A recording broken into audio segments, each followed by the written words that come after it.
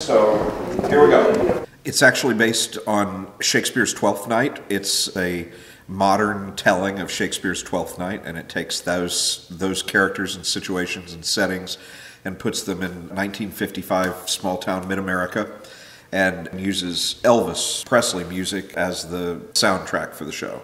It basically tells the story of kind of star-crossed lovers who don't know they're the right person for each other and go through all sorts of farcical situations trying to find their way to one another.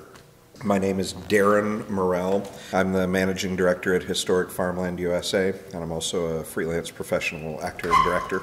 I direct the shows, I choose the shows, cast the shows, direct the shows. Sometimes I coordinate the rest of the artistic team when there is one. On this particular show, I'm kind of doing everything. We'll cast a show 3 months, 4 months before it begins, and it's usually about a month-long process to find all the people you need.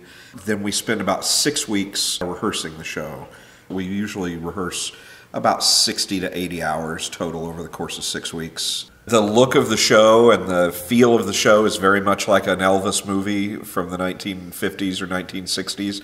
So the costumes will be reflective of that, and the style of acting is reflective of that. It's not necessarily naturalistic or realistic acting. It kind of has that slightly larger than life, a little sheen on it, a little gloss to it, like the Elvis movies did at the time. There's not exactly realistic, but a heightened reality, and we follow that. We take that as our lead for the style of the show. And of course, the music is just great. I mean, the music, most of it is familiar to people. You know, they're songs that people know. But then there are also some lesser known songs that people might not be as familiar with, but are still part of that Elvis canon that I think people will be thrilled to discover.